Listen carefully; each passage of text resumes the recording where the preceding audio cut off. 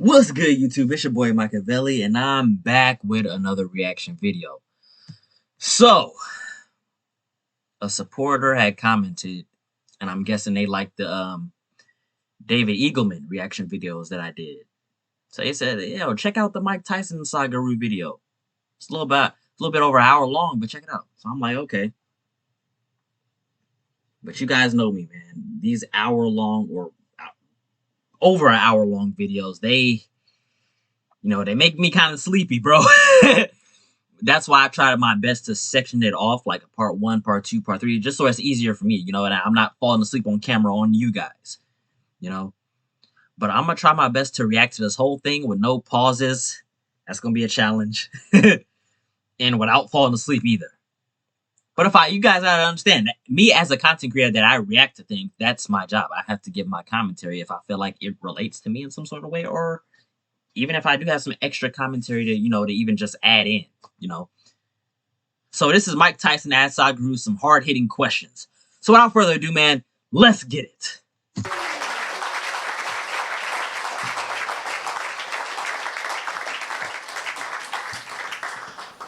Oh, this is so cool. This is pretty awesome. So I believe Sadhguru would like to start with some chanting. I need to cross my legs, otherwise my brains won't work.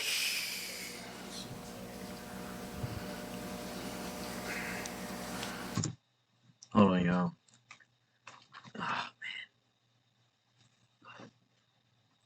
man. Getting kind of chilly in here, man,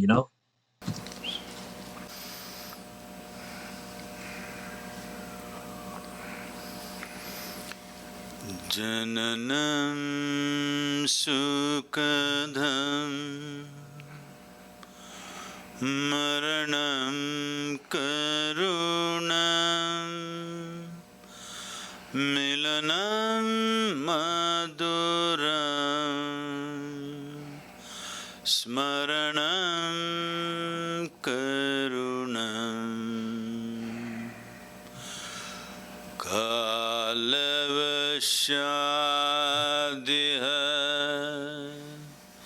sakalam karunam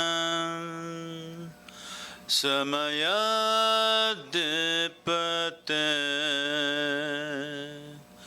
akilam karunam.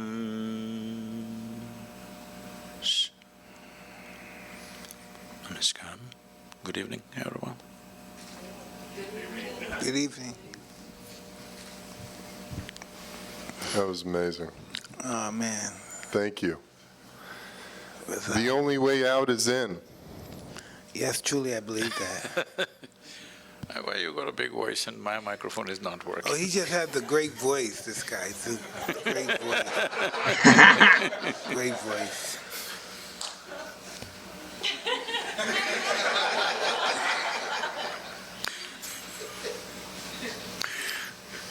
May we begin? How is it? Is your mic okay? As long as it's not about, I'm okay. There it is. There it is. So tell me, what do you think you're here for? What would you think I would want to talk to you about? I'm sure you did research on me, my life and who I am and all that stuff.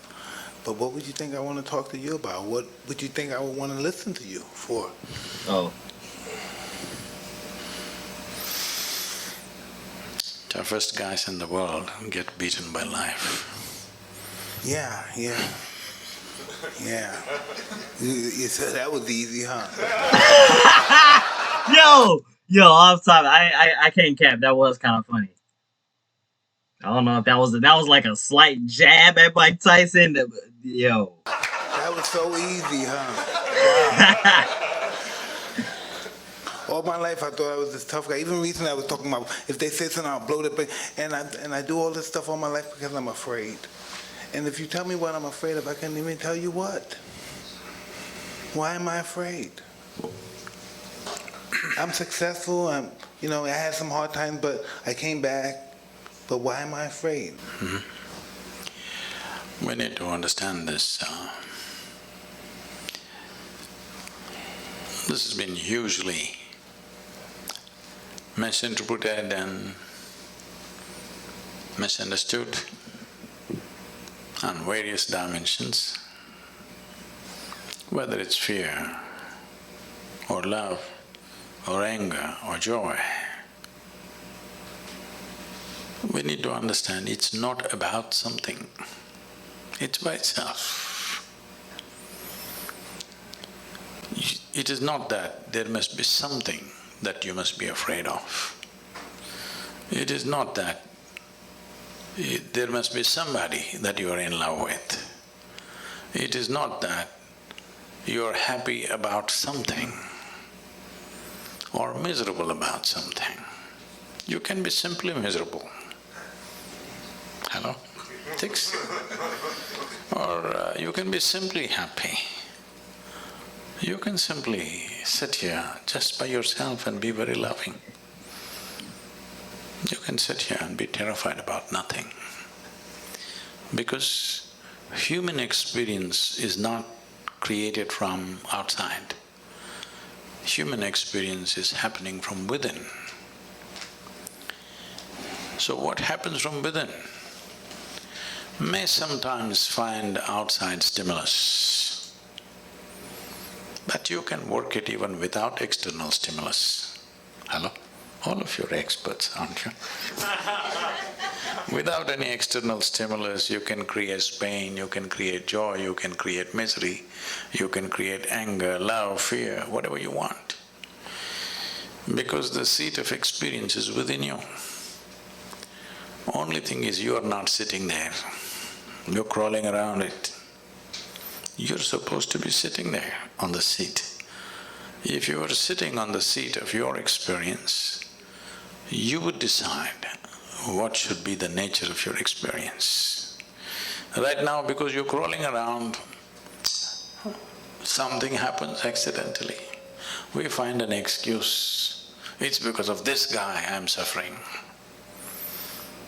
Even if he's not there, we would find somebody else. Hello? If that guy is not there, we'll find somebody else. If that is not there, we'll find something else.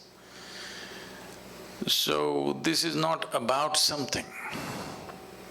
This is about that you have not taken charge of the seat of your experience, that's all. You just need an excuse. And the world will, of course, the world is quite enthusiastic about providing you the excuses. It will. They will provide lots of excuses. But believe me, if you were alone in the desert, you would still go through all these things without anybody around you, without any threat to your life. Yes or no? So, this is the fundamental flaw with life. Instead of fixing myself, I want to fix the whole world. Well, do what you want. You can't even fix one more person absolutely in your life. Hello? 100%? Did you get anybody ever just the way you want, 100%? Did you? Even, they're telling me even robotic machines have their own characteristics, they do their own thing. Even if you have a dog these days, they do their own thing. Yes, because you couldn't fix anybody, that's why you try to settle with a dog. But even that guy does his own thing. You can never fix anything outside of you 100%. If at all, if you're looking for that kind of success, 100%, you can only try with this guy. Try anybody else, you will fail. Yes or no? Hello? Try anybody, you will definitely fail. There's only one. This one, you could do him 100% the way you want. If you manage this one the way you want, where is the question of fear, suffering, misery, all this? This is not because of situations. This is because of the state we are in. Because no investment has been made for the being.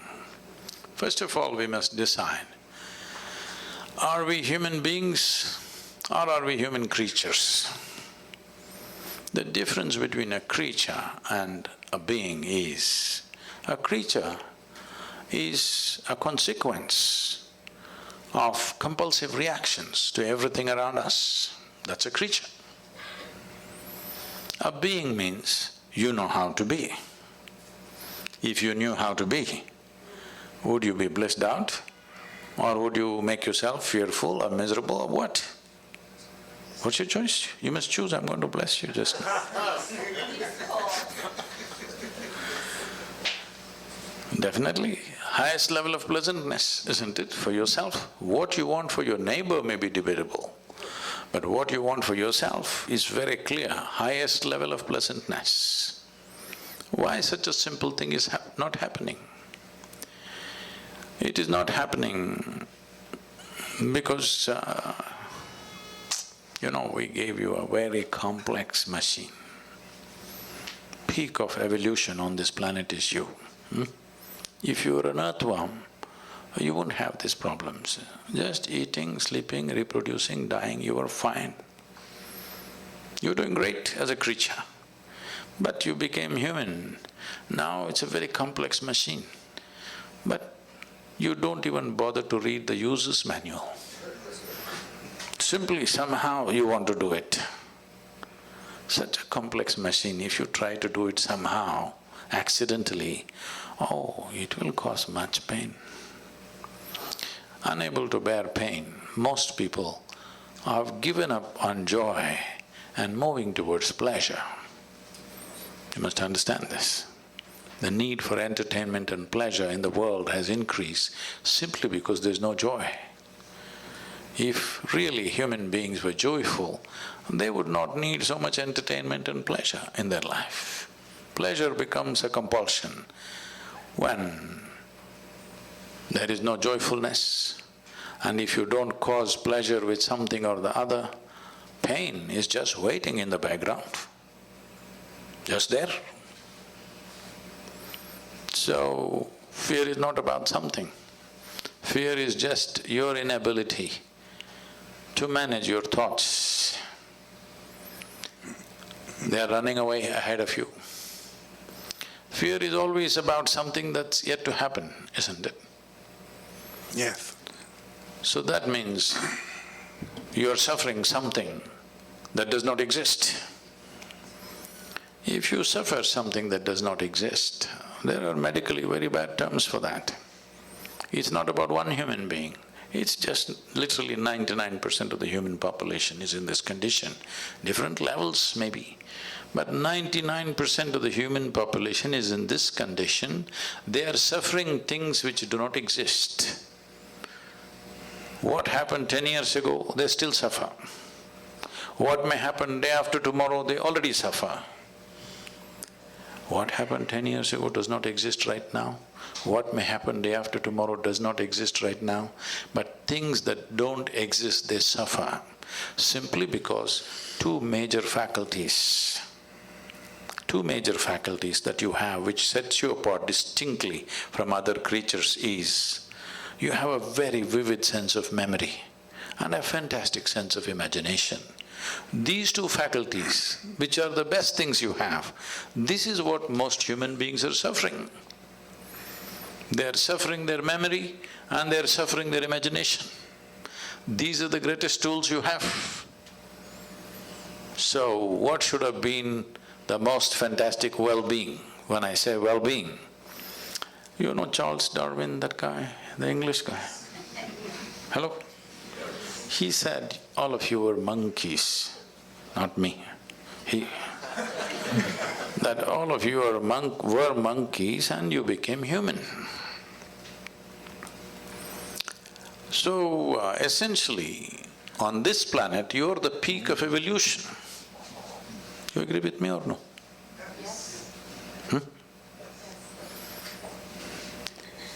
So if you are the peak of evolution, that means you have come with the highest level of faculties. Because there are so many possibilities of being human, because your life is not fixed like that of a creature. When I say not fixed like a creature, for every other creature, nature has drawn two lines within which they live and die. The reason why an animal's life looks so much simpler and better is because there are no possibilities. So what human beings are suffering is their possibilities. If you destroy the possibilities, you will also be fine. If you want, we can have a portion of your brain removed. You will be so peaceful, you will not know fear, you will not know suffering, you will not know anxiety, you will not know nothing. Yes. It's true though. All we have to do is take away the possibilities. With the possibilities, the problems are also gone. So right now the problem is the fantastic possibilities that have been invested in us. So to take away the possibilities, either we can remove your brain or we can soak it in whiskey. Both ways you can do it.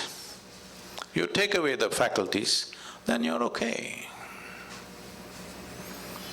So, the problem is just this, that when you're given something so complex, you need to spend a certain amount of time knowing the nature of the machine that you're using. See, some people are handling these cameras. That's not a spacecraft. It's a simple enough machine. But I'm sure these guys have spent years trying to know it the best. Just any of you get there and do it, what'll happen out of it? Just see a simple machine like a camera. Yes or no? Somebody invested their life. The better they know it, the better they use it. Is it so? Hello? Yes. Why is that not true with this? The better you know this, the better you use it, isn't it? So if you know it really well, people say you're realized. But I think most of us, especially when we come to the level in which we're acknowledging of you, that we all have the urge to improve ourselves. No, they should not improve themselves. Why? Because fear also may improve, misery also may improve. It's happening to a lot of people. See, why did we invent this idea of education?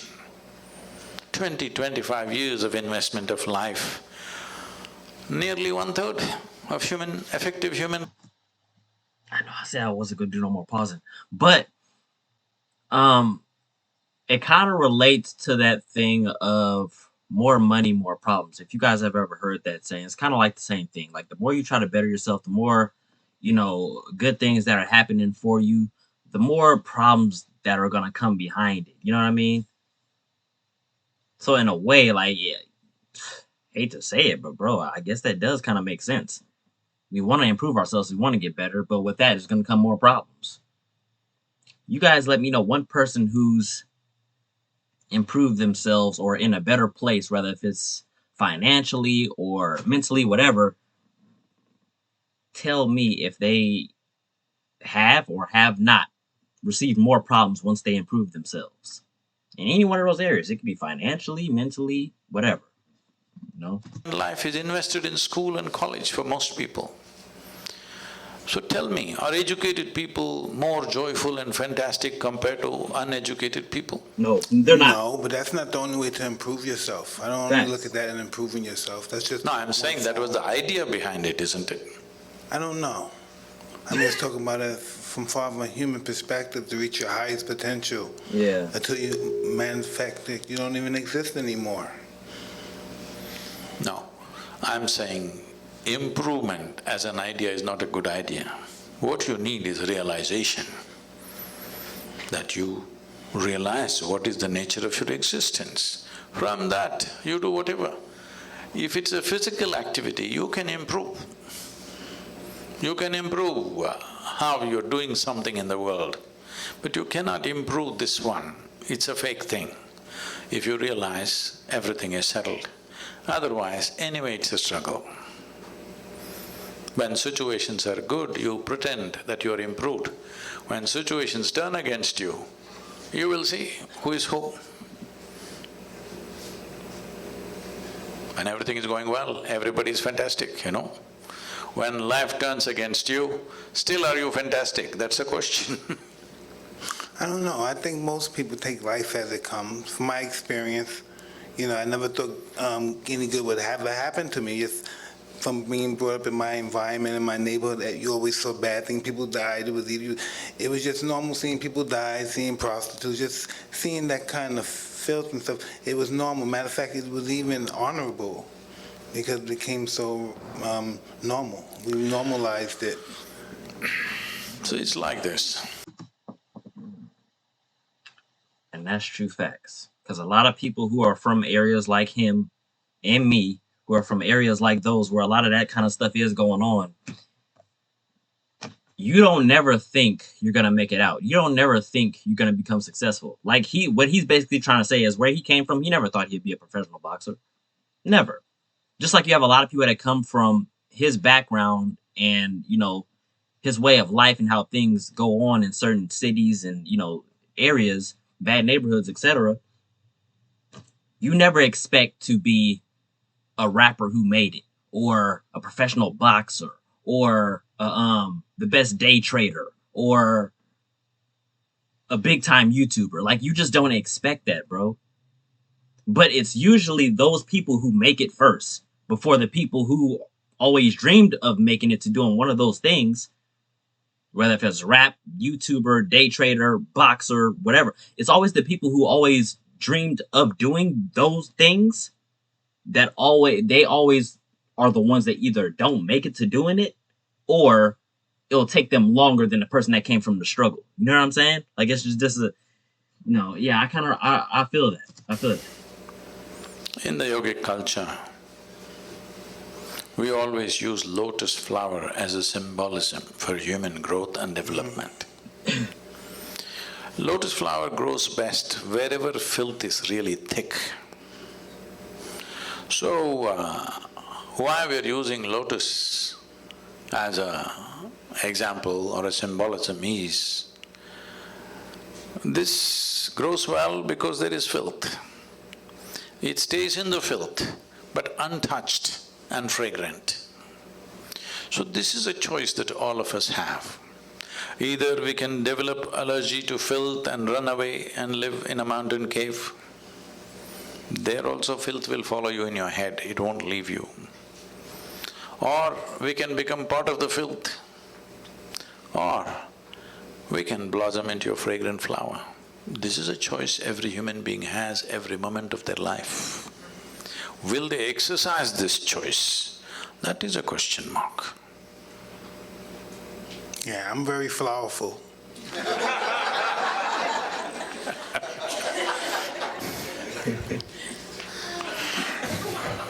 Right? Definitely, man. You definitely are. Sadhguru, how does one begin to read the user manual? So, user's manual means there is a systematic way of observing simple things. When I say simple things, it is a fact that what you call as myself right now is largely the physical body. This is an accumulated dimension of who you are. You gathered it over a period of time, isn't it? It's a food that you've eaten, it's just slowly gathered. So this is called as Annamaya Kosha, that means this is a food body. So what kind of food you're putting into your system has a consequence. Well, everybody may grow up like that, but the question is it fulfilling the purpose of being a being, human being, not a human creature? Is it supporting your nature of being a human being? That's a question. Well, when it was a question of survival, we ate whatever came our way. That's a different matter. But now survival is taken care of, it's a time that we need to pay attention. If we want to be human being, what kind of body should I possess? Will it support my being or will it make me into a reactive process? All creatures, nothing wrong with them. You take a tiger, or an elephant or a snake, nothing wrong with them, they're perfect creatures. Only thing is limited possibilities, isn't it? Hello? What else is wrong with them? Nothing is wrong with them, they're just fine. It's just that limited possibility. You got promoted to be a human being, this simply means enormous possibilities. If possibilities are not harnessed and explored, you have enormous problems. What you are experiencing as problems are actually possibilities nudging you to explore. When you don't, they will freak you, and they should, because otherwise you may slip back in the evolutionary scale.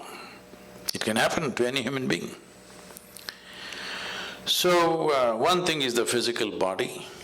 Of course, you have a thought process, you have an emotional structure, or let's say the psychological scape. Mind is not just in one place. Every cell in the body has its own intelligence and memory. Actually, in every cell in your body, there is more memory and more intelligence than your entire brain put together. Even million years ago, how your forefathers were, even their skin tone, your body still remembers, isn't it? So, the amount of memory that is there in every cell in your body is far bigger than what you hold in your mind. Even if it comes to the complexity of what every cell, the activity that it's performing, your brain is nowhere capable of managing that. So, we don't see intelligence or mind as one place, the entire body. So this is a body of intelligence. Because people have gotten trapped in their own thought process, they think intelligence is only here. This entire system is full of intelligence, isn't it? Do you know how to manage your kidneys? I'm asking you. You know. Drink a lot of water. No liquor. I was just about to say that, bro. That doesn't solve everything. Oh, man. Many water See? drinkers have died too soon. Right, like, oh my God, Asking, you just can't the win. complexity of any one organ, are you able to manage consciously? No. It is Why so… do we believe we can, though? Huh? Why do we believe we can? Because we are full of bullshit. Yeah. We're pretty delusional, pretty much. All of us. Everything that we do not know, we want to believe. Yeah. We are still not straight enough to come to this place. What I know, I know. What I do not know, I do not know. Whatever I do not know, I believe.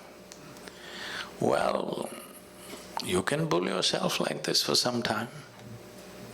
That never, ever, ever made sense to me. How can you believe in something that you don't know nothing about? Me? I don't know, I don't know. I know for a fact. Keep it that simple. Why does it have to be, I have no idea. I don't know if this is factual. I didn't read up on it, but I believe this. You're going along with gut feeling. You don't even know. Oh, God. Because, can I tell you a joke? Yeah, please. We're getting too tense here. Yeah. Yeah. So this happened, a bull and a pheasant were grazing upon the field. The bull was chomping on the grass and the pheasant was picking ticks off the bull, partnership. There was a huge tree at the edge of the field and the pheasant looked up at the tree very nostalgically and said, "Oh, alas, there was a time I could fly to the topmost branch of the tree. Now I do not have enough strength in my wing even to get to the first branch." The bull very nonchalantly said, "That's no issue. Just eat a little bit of my dung every day. You will get to the topmost branch of the tree within a fortnight." Wait, what? The pheasant said, "Oh, come on, what kind of rubbish is that?" The bull said, "Really? Now I do not have enough strength in my wing even to get to the first branch." The bull very nonchalantly said, "That's no issue. Just eat a little bit of my dung every day. You will get to the topmost branch of the tree within a fortnight." The pheasant said, "Oh, come on, what kind of rubbish is that?" The bull said, really, try it and see, the whole humanity is on it. So the pheasant started pecking at the dung, and lo, on the first day itself he reached the first branch of the tree. Within a fortnight, he did hit the topmost branch of the tree. He went and sat there on the topmost branch of the tree, just beginning to enjoy the scenery. The old farmer who was rocking on the rocking chair saw a fat old pheasant sitting on top of the tree. He pulled out his shotgun and shot the bird out of the tree. The moral of the story is, many times even bullshit can get you to the top, but it never lets you stay there.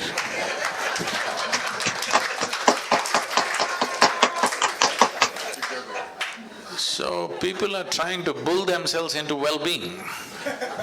Somehow tell yourself funny, fanciful things and feel good for some time, but full of fear. So full of fear. The entire humanity is full of fear because they're flying on bullshit. Unfortunately, they create all kinds of authorities which will dish out this bullshit. A time is coming, a very good time is coming, where human intellect has fired in such a way that anything that is not logically correct, most people cannot digest anymore. Slowly we're getting there. So a time is coming when truth will be the only authority. Authority can never be the truth in future. So good times are coming. It's just that we must hurry it up so that it happens in our times. Yeah. Hey, where are you from? Hey, where you I don't from? know, but when I come to United States, every time I stand near the immigration lines, they make me stand in a line which says resident alien. Oh, man. No, you told me you're from that town in India. Where that far from the Taj Mahal you were telling me earlier? About the… Where you from? Oh, the town? India, yeah. Oh, Mysore. Mysuru, it's called today. Yeah. How did you get on your path? I thought I'm in a chair. No.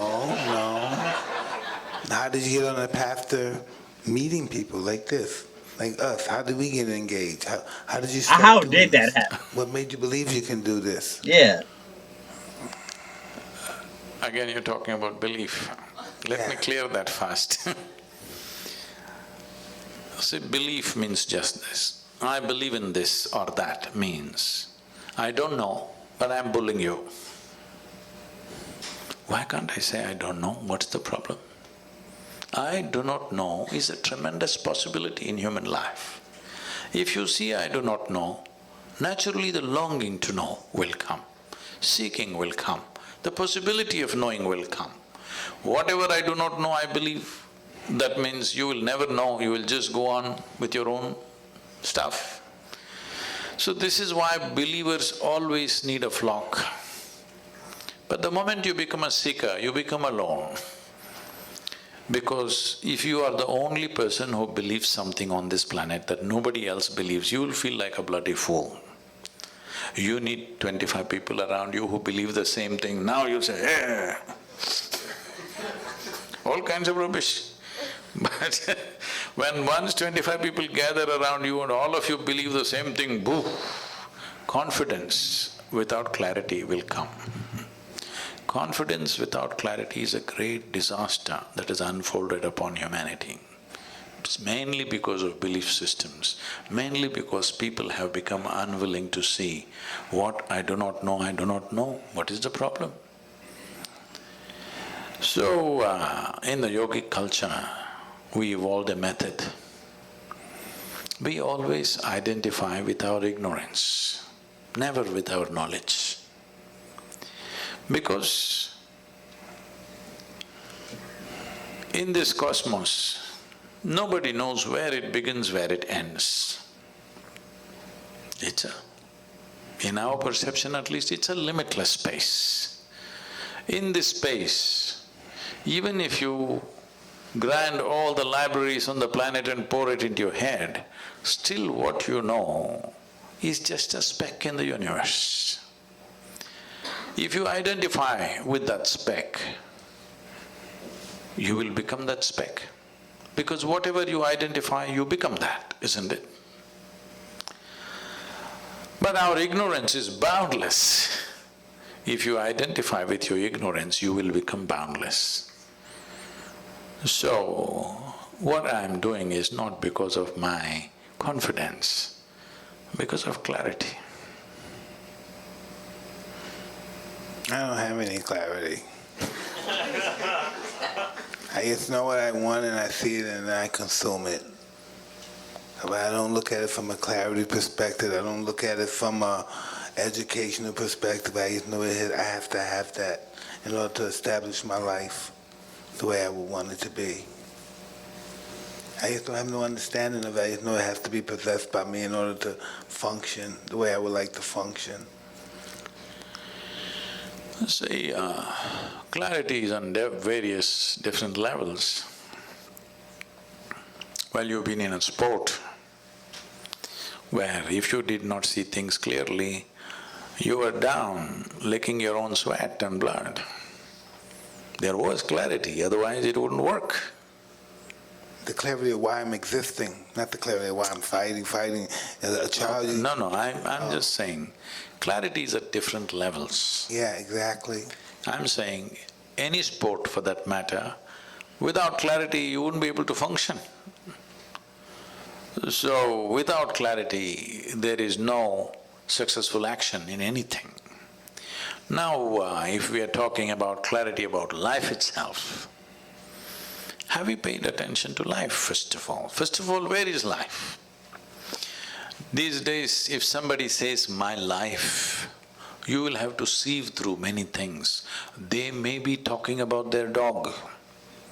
They may be talking about their husband and wife. They may be talking about their children. They may be talking about their career. They may be talking about their wealth. They may be talking about their car. We don't know whether they may be talking about their property, their home. We don't know what they're talking about when they say, my life. So let me make this very clear. You have a body, you have a thought process and emotion. But to have all this, fundamentally you're alive, isn't it? You're alive with many accessories. But right now the accessories have become larger than the life itself. Once the accessories become more important or significant than life, then of course everything is topsy-turvy. If you have to walk on your head, it's difficult, of course, because that's not the way life is designed. If you were designed to walk on your head, it would be okay. But you're not designed to walk on your head, you're trying to walk on your head, it's hard. If something happens, people suffer. If nothing happens, they will suffer. If they're poor, they suffer their poverty. You make them rich, they'll suffer the taxes.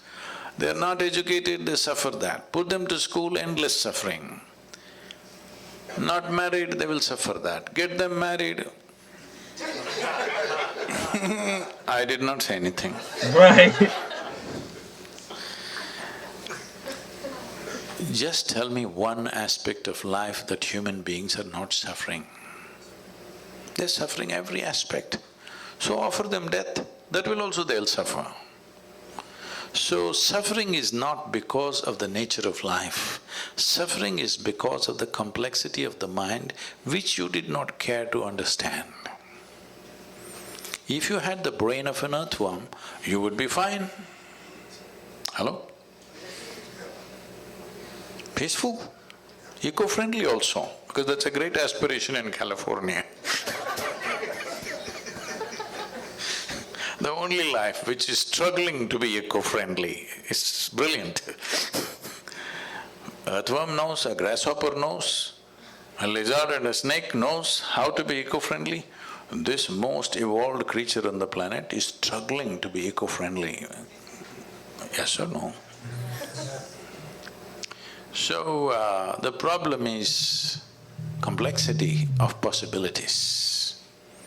Possibilities are the greatest blessing we have, but unfortunately that's what we are suffering, because when something very possible and powerful is given to you. If you don't handle it right, it'll blow up in your face. That's all that's happening. How do you know how to handle it? That's why I'm here. All right.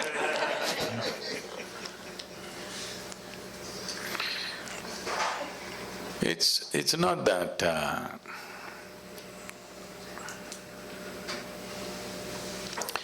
it's not that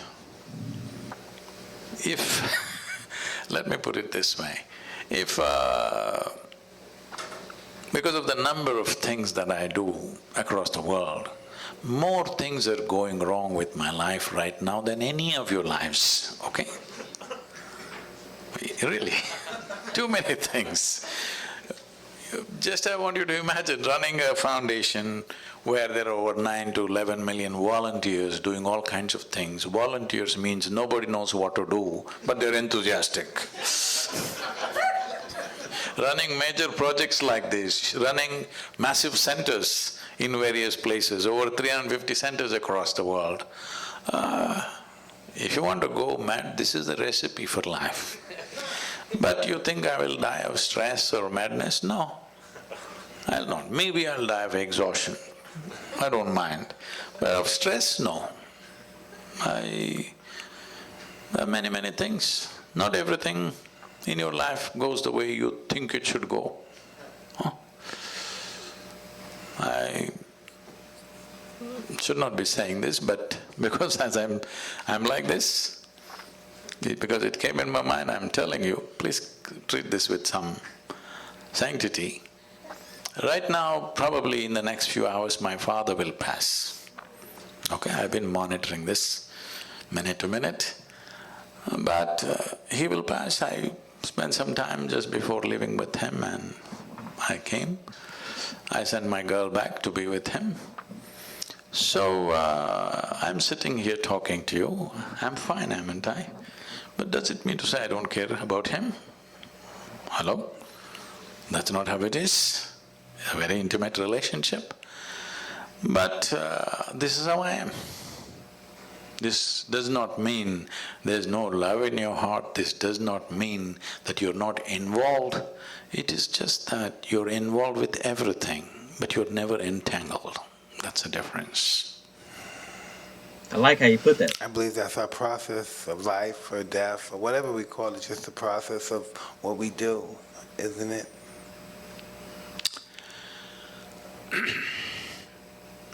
See,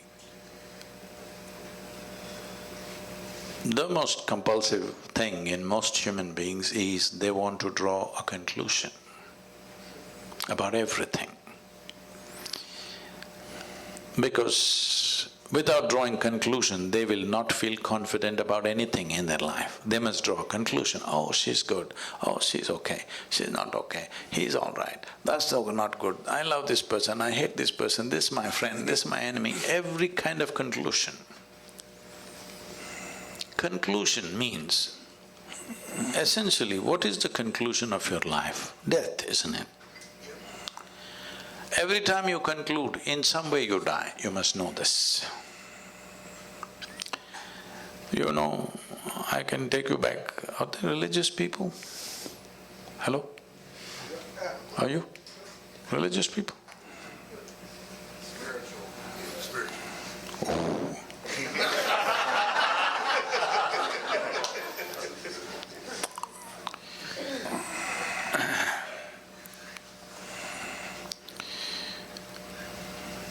Because people are fundamentally misunderstanding their memory to be intelligence. This is the fundamental problem. Our education systems are designed like this, religious processes are designed like this, largely society is designed like this. Memory is misunderstood as intelligence. If you went to school, I didn't go much, nor did you, both of us are lucky that way. You're right, you're right. But when I went to school, what I saw was people memorize everything and on a specific day, which is called examination day, they'll go and puke it there. If they puke really well, they are great. Yeah, grade school. I puke little. I never puked at all. I never puked at all. I haven't either, but I've seen people who do Never, it. not even 1 minute. I puke little. Yeah, like when I was in school, bro, I've seen that, but I didn't do it. I never got, because like if I'm gonna be completely honest with you guys, I never was that really into school like that. Like, don't get me wrong, I did the work, but I was not really stressed about an exam. I gotta study this, I gotta study that. Hey, if I know the answer, cool. If I don't, I don't. Like, I just get it wrong. Like, that's the end of that. Like, I mean, it is what it is, bro. But you have most people out there who just, this has to get done. I have to know the answer. I have to pass this. I have to do this. Then when the day comes, you're so nervous and stressed out. You're throwing up. You're sweating. Yeah. Pressure's on. But those who puked everything were number one out there. So this is not just in a classroom, everywhere this is built. We are misunderstanding memory as intelligence. As I said earlier, great times are coming when your memory will mean nothing, because there is a simple phone in my machine which has more memory than all of you put together. Yeah. Hello? So your memory will mean nothing. But if you lose that phone, your memory will be in trouble too. Right, like that. No, Oh, we can have it implanted in the skin. Okay. Yeah.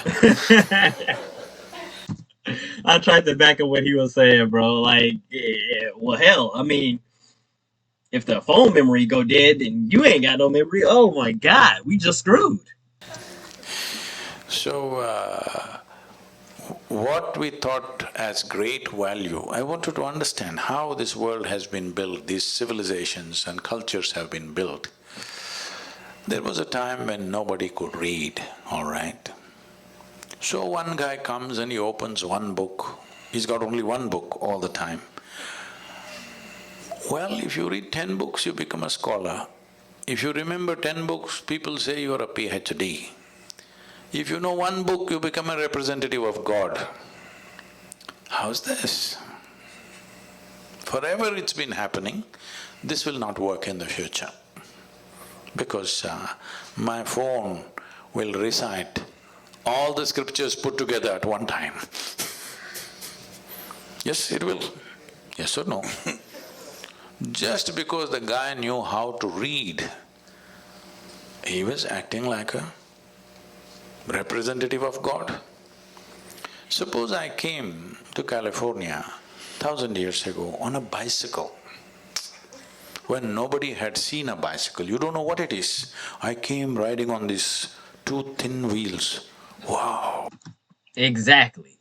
You guys will have, every human being will have like the whole Django effect, the Django Unchained effect. If anybody out there has seen that movie, you guys know what I'm talking about. It would be like seeing a black dude on a horse for the first time ever. Am I lying? Like, because I always think about that. Like when I watch old westerns,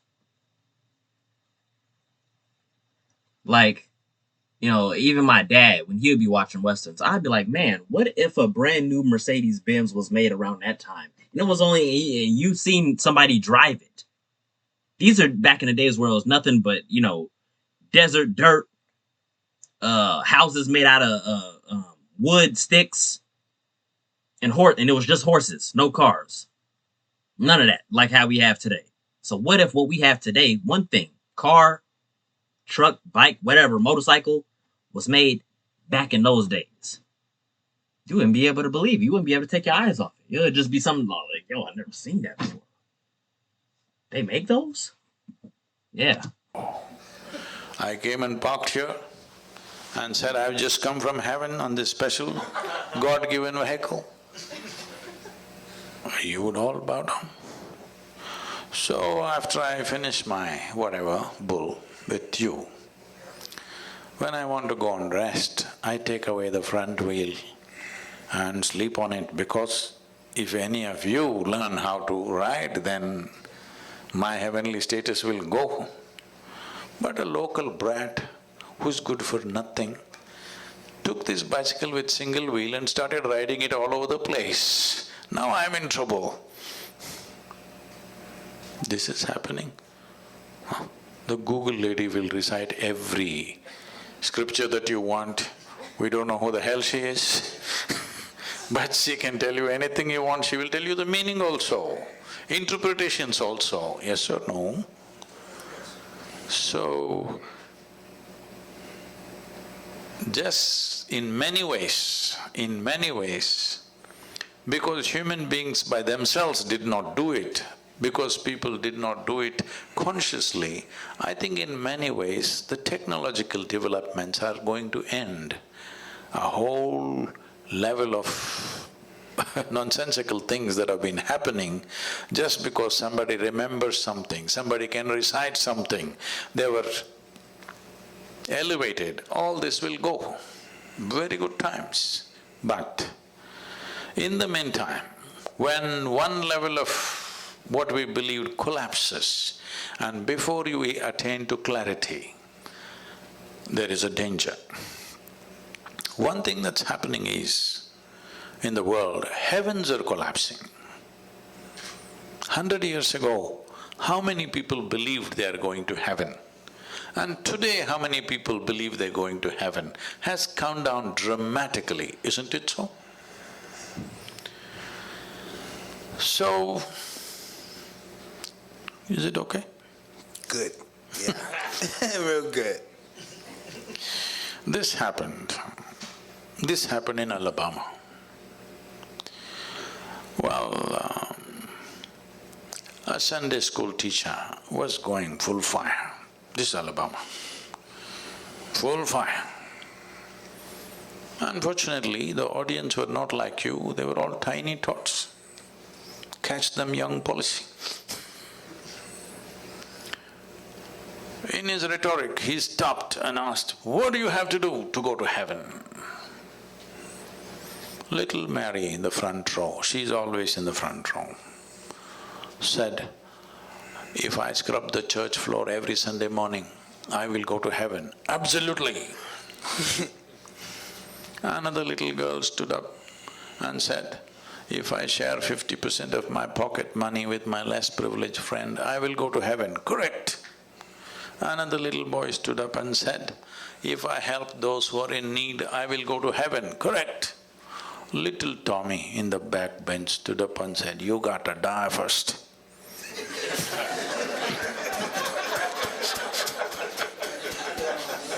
That's a qualification. Yeah. You got to die first. So when we die, depending upon your culture, we will either bury you or burn you or cut you and throw you to the birds. Different cultures, depending upon which culture you are, that they will do. Or in other words, this body is a piece of planet that we gathered slowly. It's good you put it back. I heard that Americans these days are not putting it back anymore. They're building a concrete grave and an aluminum casket. Even when you're dead, you don't want to be eco-friendly. What is this? At least when we die, we should put this goddamn body back into the soil. Absolutely. That's where it came, that's where it should go. But even that they're not doing. Huh? And let the bugs eat it. Some people are planning to take it to Mars. Anyway, you left your body here and went to heaven. What is in heaven? You know what's in heaven? You don't know? You should know these things. In the Hindu heaven, food is very good. Good food. Indians, Lives are invested in cooking and eating. In the other place, there are white-gowned ladies floating around in the clouds. If you like that kind of ambience, you can go there. In another place, you will encounter virgin problems. If that's what you're looking for, that's fine too. Only problem is, you went to heaven without a body. What do you do with good food and virgins, I'm asking? Hello? These are all problems you have when you have a body. Once you don't have a body, what do? Food, if you put it here, it'll fall down. Hello? No, if you ask these questions, heavens will collapse. Heavens are collapsing. I think nearly 70% of the heavens in human mind has collapsed in the last 50 years. What do you think? Huh? And anyway, let me ask you this. Do you have any proof that you're not already in heaven and making a mess out of it? Do you have any proof? You're already in heaven, but making a mess out of it. Tell me, if you just change the geography of your existence, will everything about you change, I'm asking you? Hello? If you move from one place to another, you think everything will change? No. If this one person changes, everything changes. Doesn't matter where we are. If we raise human consciousness, that is, if we teach people how to sit here and be just blissed out. Hello? Look at my eyes, I'm always stoned. I'm not on any of your products, but No, you're not. I'm definitely not. But look at me, I'm always stoned. Because the greatest chemical factory on the planet is here. To what extent means, per second, your body is processing something like 37 followed by 21 zeros, whatever that number is. To give you a perspective, 11 zeros make a trillion. 37 followed by 21 zeros. That many chemical reactions are happening in this body per second. If you knew how to manage this, you can create any kind of experience you want. I want to do my research on that. What's 21 zeros, bro?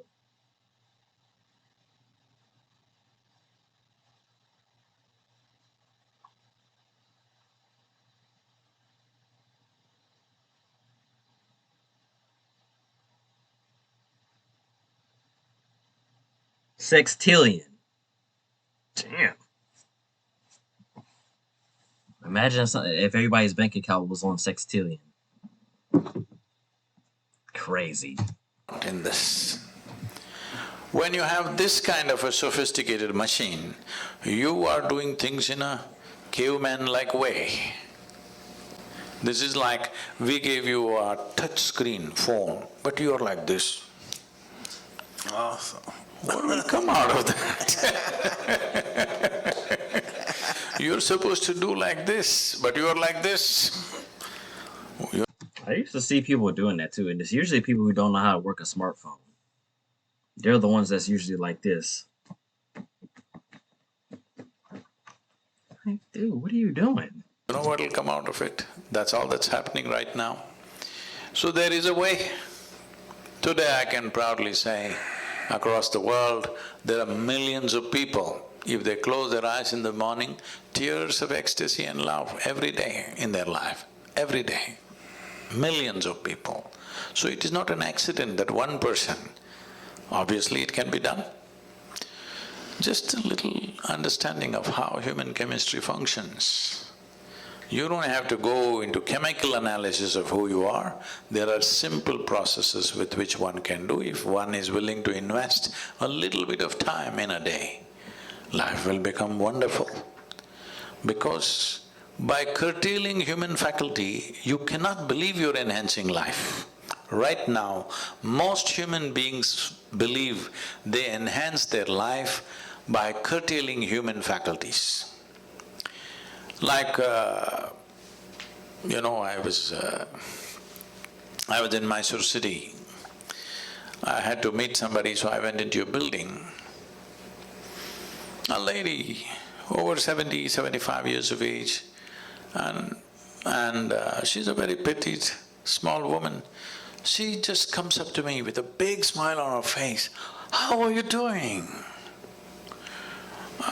I don't forget faces, I may forget names, but I don't forget faces that I see.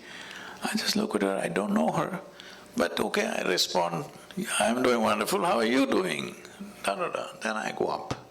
After 20 minutes, I get off the elevator and I'm just coming. She again comes up to me and with the same full enthusiasm, how are you doing?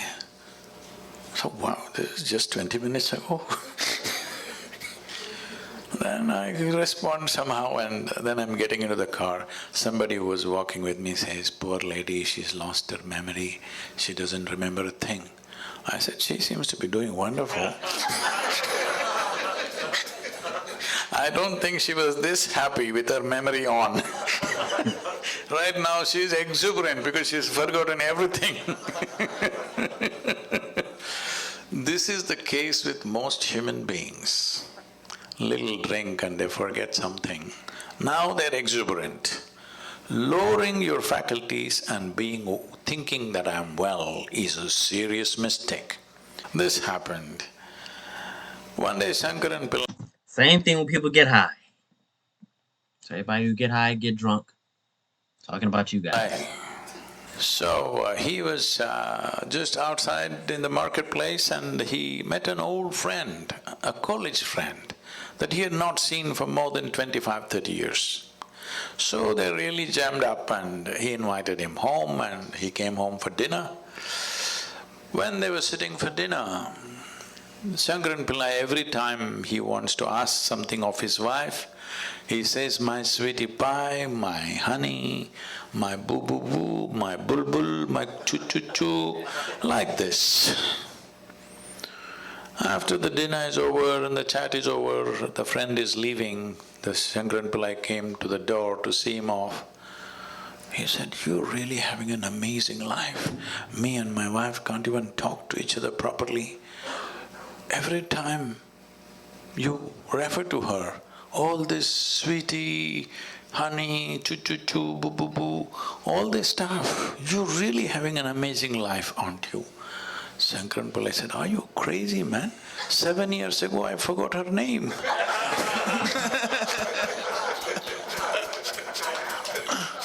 Oh, no. So many people are well only when they lose their faculties because their problem is of evolution. Their problem is just that they got upgraded and they don't know how to handle it. So tell us, how many children do you have?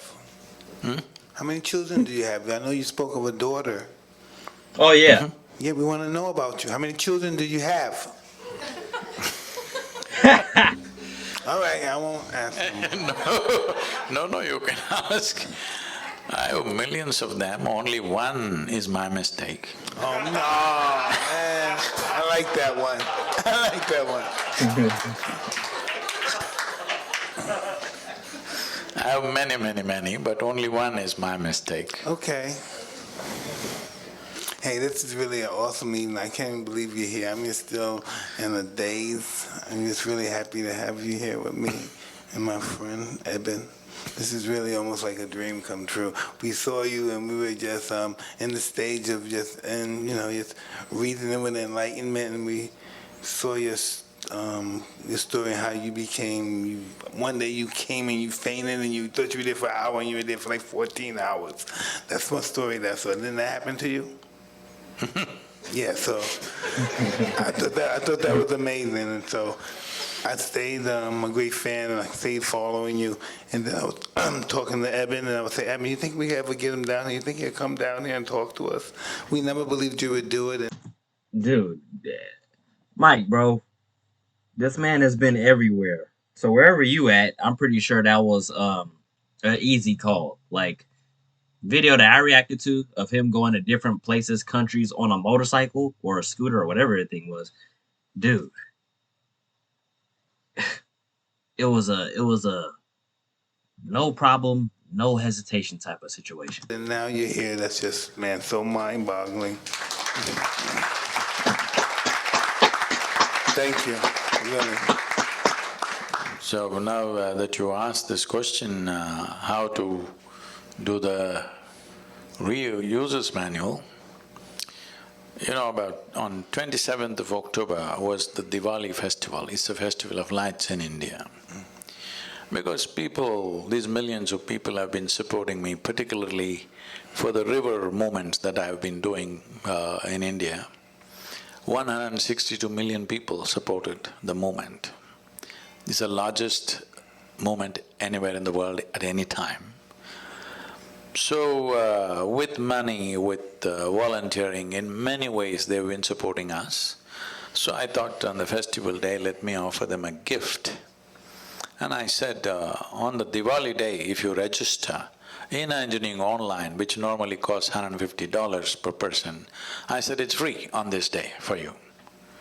Whoa, 740,000 people registered. It's cost me a few $1 million now. Now, how do you feel about that? How does that make you feel? It's fantastic that so many people were waiting to do it. So now I'm still in the same mode. So for all of you who are here today, we'll offer in engineering online free if you register before midnight today. That's the user's manual. I want you to understand, life is a certain exuberance of energy and a certain amount of time. This is all we have, a certain amount of time and a certain amount of energy. Do you have anything more? Rest is all imagined, isn't it? So this time is simply rolling away for everybody. We may think of many things, but actually time is just rolling away as you sit here. Since you came and sat here, you are 2 hours closer to your grave, yes or no? Hello? All of us. So you can't hold it back, you can't roll it back, time is just going. So the only thing you can manage is your energies. If you keep it phenomenally exuberant, you will know life with a certain intensity. If you keep it low, you will know life in a minimal way. So now this choice is yours. Now let's say time is passing, as the day passes into night, you'll feel a little sleepy. Why? Your energies are like, now you fell asleep. As far as your experience is concerned, you're as good as dead, isn't it? You don't exist, the world doesn't exist for those few hours. But you woke up in the morning, once again the energy has renewed itself, and this is what you call as life. This renewal of energy and exuberance of energy is what you're referring to as life. So, if you want to experience life, if you want to know life, if you want to really ride this wave of life, your energy should be at the highest exuberance level, or should it be put down? I'm asking you. Hi. Hi. So, you mean a different thing by saying hi. Probably the only one that doesn't smoke marijuana or do any of it. No, I'm not asking you any of those things. So, this… Neat trick.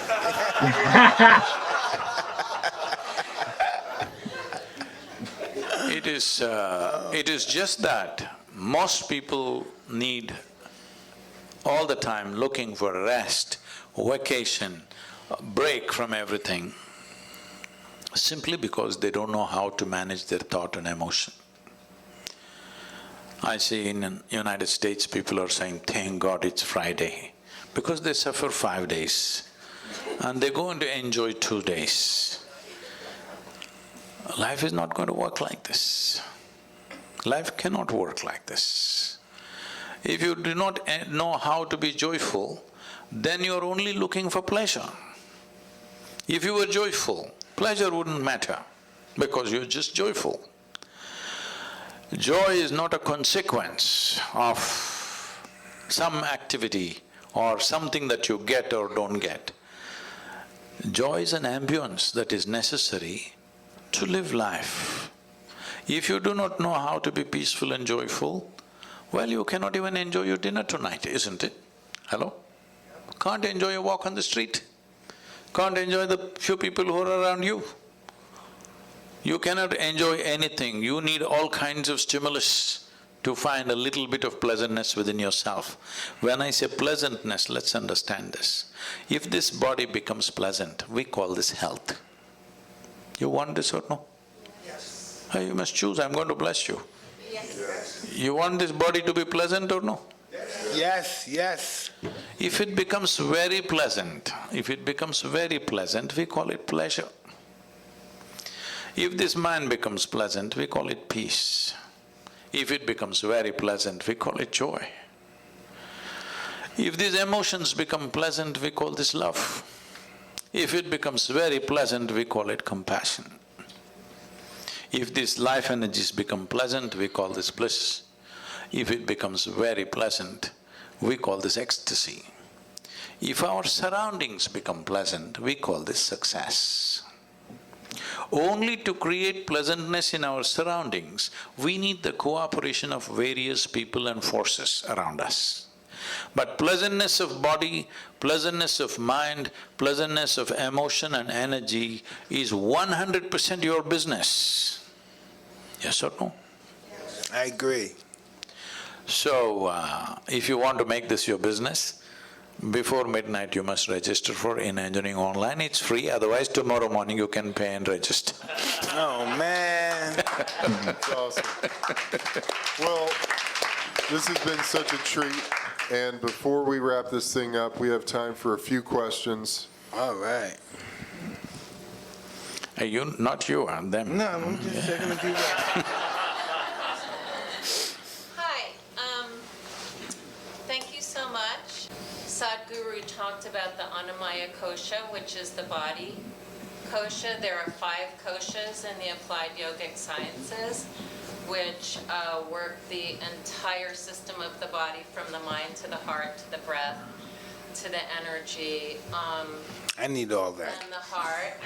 There are thousands of years of manuals, from classical yoga, which is just meditation, to Hatha yoga, to the Tantrika, that provide ways of being that Sadhguru has expressed the top of tonight. So it's not an abstraction at all. It's just like what you guys do on Hotboxing, which is break down how you get to the soul of yourself by moving through your ego, by practicing goodness towards others. So That's real tough, too. It's a difficult process. For me it was, for me. No, the thing is this.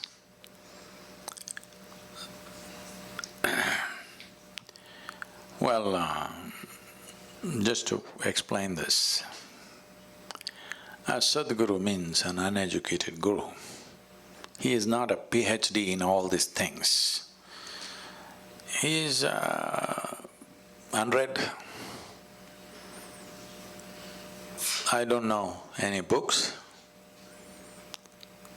I just know this piece of life from its origin to its ultimate nature.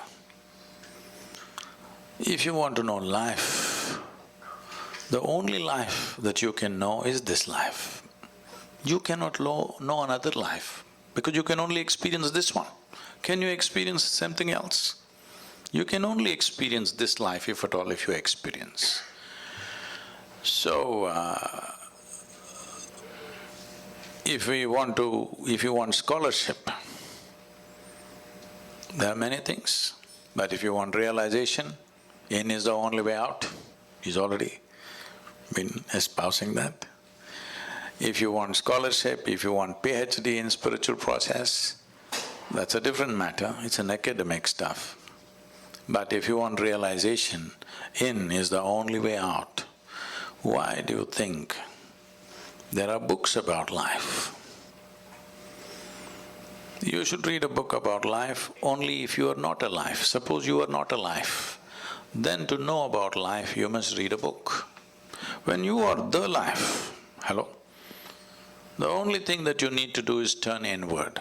Inward means what? Right now the only way you are perceiving anything is through the 5 senses of seeing, hearing, smelling, tasting and touching. This is the way you know the world. None of these things are geared to turn inward. You can't roll your eyeballs inward and scan yourself. You can hear this, but you can't hear so much activity that's happening here. If an ant crawls upon your hand, you can feel it. So much blood flowing, you cannot feel it because the sense organs are essentially outward bound. So, to turn inward, you need a different faculty. To activate that, to engage in that is the most important thing because life is very brief. Only miserable people have a long life. If you're joyful and exuberant, it's a very brief life. Yes, it's very, very brief. Have you noticed on a particular day, you're very happy, 24 hours, poof, went up like a moment? You're a little depressed. 24 hours feel like 10,000 years? Hello? Yeah. Because only miserable people can have a long life. That is Otherwise, crazy. it's a very brief life. In this brief life, the most important thing is you know the nature of your existence. Don't add all kinds of philosophies to this. This is very simple. It's like you bought a phone, a new phone. Should you read the user's manual in the first 3 days? Or should you read it after 3 years when you're discarding it? This is all. The first 3 days if you read it, you'll use the phone effectively, isn't it? To use this effectively, quickly, as quickly as possible, we must get this. Then we live life without you being an impediment in your own life. Other impediments are always there. Other things are always there, we need to learn to ride it. If you don't learn to ride it, it'll crush you, of course. You see California, people are riding the waves. What is the dream of a wave rider? One day he would like to do the tsunami. Yes or no? One who is really good at it, what is he dreaming of? One day when the tsunami comes, he would like to be riding on the wave. Those who do not know how to ride the wave, they're terrified of it. This is all it is. The instruments of life must be in your hands. If they're in your hands, whatever life throws at you is not your choice. What you make out of it is your choice. This will not come out of scholarship. This will come by turning inward. This is why inner engineering. You engineer yourself the way you want yourself to be. I agree. What bothers you, and if nothing bothers you, why not? This is Jim Gray right here, sir, by the way. If you will make the word bother a little more clear, you mean to say why? What disturbs your peace of mind? Oh, nothing does, because I have not given that privilege to anything or anybody that they can decide what happens within me. So anything that happens surrounding you or affecting you effectively doesn't bother you because you just don't what? Yeah, like in a way, bro, he's pretty much trying to say he doesn't give it their energy. He doesn't let whoever or whatever dictate how he feels. I feel like this dude is trying to drag this question out even more complicated than it has to be. Like, he's answering you. Even I understood that, how he answered it. Like, What is the mechanism? See, it's just this. As I said just now, what life throws at you is not your choice. It throws all kinds of things. Right. The more active you are, more number of things are being thrown at you. But what you make out of it within yourself is 100% yours, isn't it? Yep. Now, if you are a compulsive reaction to what life throws at you, then everything will bother you. Good things and bad things, everything will bother you. Yep. But if you are a conscious response to whatever is thrown at you, you will see everything is a certain challenge. Some we can handle, some we don't know how to handle. Yeah. Some situations we know how to handle, some situations we don't know how to handle. So, are you a Superman that you know how to handle everything? No. This is not about being superhuman. This is about realizing being human is super. So it's not that you know everything and you can handle everything, no. Some you can handle, some you cannot handle. But are you a conscious response to life or are you a compulsive reaction to life? This is all you can take care of. Anybody else? This is so cool. How do you, if, with the good work, the work that you're doing,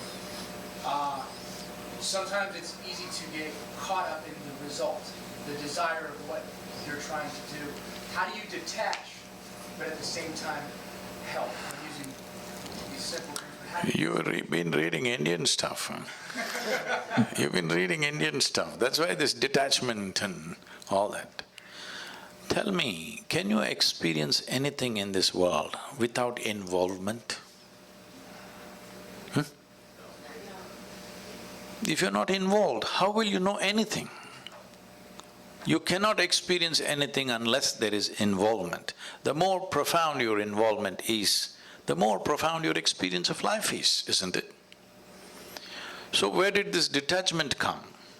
This is because you got entangled and it hurts. Now somebody told you remain detached. See, if you want to really detach from life, you must be dead. That's efficiency. Hello? You know, I was doing a program and this lady stands up to introduce herself. And she says her name and says, I've come from Singapore. In the last 2 years, I committed suicide 5 times. I said, stop. I said, at this level of inefficiency, you are not getting anywhere in your life. 5 times you committed suicide and you're standing here, I don't like that. I like efficiency, hello? Whatever the hell you want to do, at least you must do it well. So, because you got entangled and it hurt you, now you're thinking detachment. No, without involvement you will not know a damn thing in this life. If you want to detach, the best thing is death, you're detached. Why are you here and trying to be detached? It is just that, as I said earlier, your problem is you're trying to experience something which is not yet. That is, you're having a mental diarrhea. You're suffering a mental diarrhea and you think you're engaged with future. You're never engaged with future, I want you to understand. You're never engaged with past or future. You're just having a mental diarrhea, isn't it? Hello? Right now, can you live what happened yesterday? No, in your mind you can have mental diarrhea and think it is actually happening again. Or can you live what may happen tomorrow? But you can have mental diarrhea and believe that actually you're experiencing it. Because you don't have a distinction between what is psychological reality and what is existential. This is the problem. You are mistaking your psychological drama to be life. Your psychological drama is not life. Right now, unfortunately, a whole lot of human beings have gone into this. They misunderstand their thought and emotion as life. No, it's just your thought and emotion. They're supposed to play the way you want. But you are playing the way they want.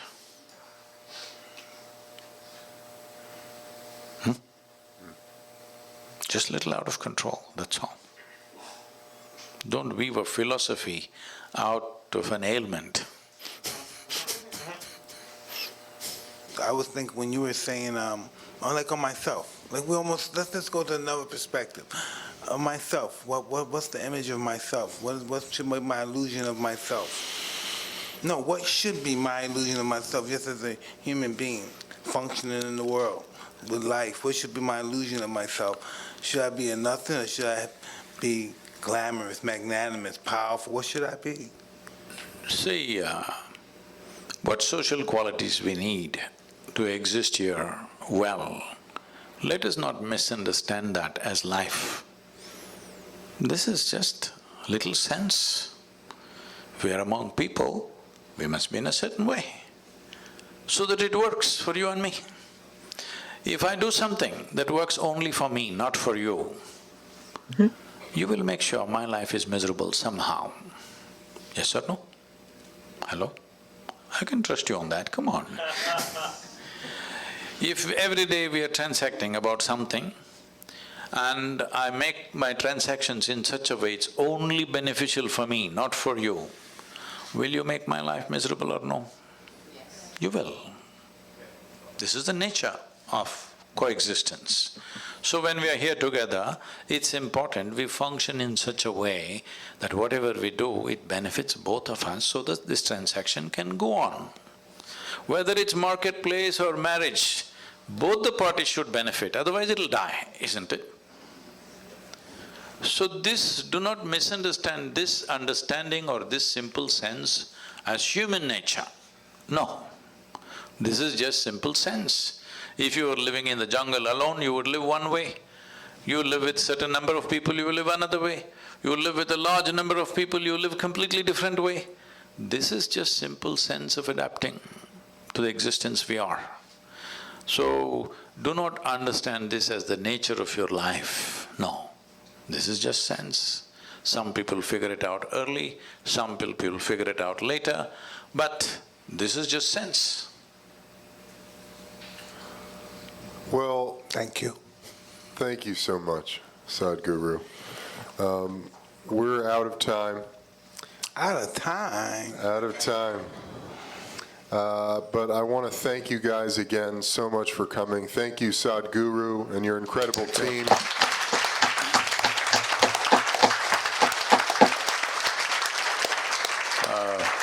I would like to say it's wonderful to be here. I watched Mike fight way back, and this may sound little off, but at that time, there were no televisions in India. We used to get 8 mm films to play on the wall, project on the wall. So this would go cut, cut, cut, cut, cut, cut, cut like that, you know. He was fighting like this.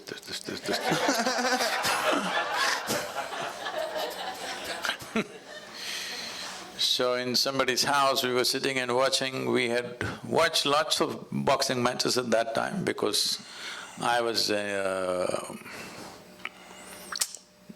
I shouldn't tell you. I was in my school boxing team. Really? Wow. You struck someone before?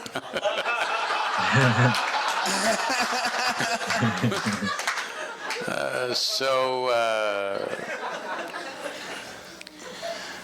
on that day, when I watched probably the first time when you won the heavyweight, when we saw that and much debate was going on, I said, well, this guy could rule the boxing ring if he only maintains his balance. Because I saw a talent which I was just watching your interview today, which I think you're that wonderful man who took you up and transformed a street brat into a champion. Yes, he did. Yes, he did. He did. So he saw the talent too, I'm sure, and that's why he invested himself. It's fantastic. It's just this.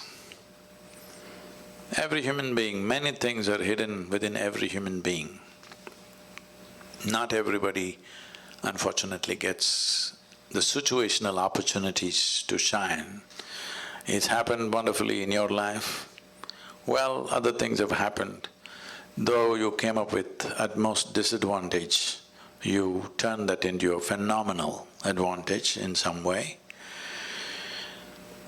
But I hope the next part of your life will be more enlightening and more contributing to everybody's life, because whatever talents we have, whatever intelligence we have, whatever capabilities we have, they will find maximum benefit to ourselves and to everybody.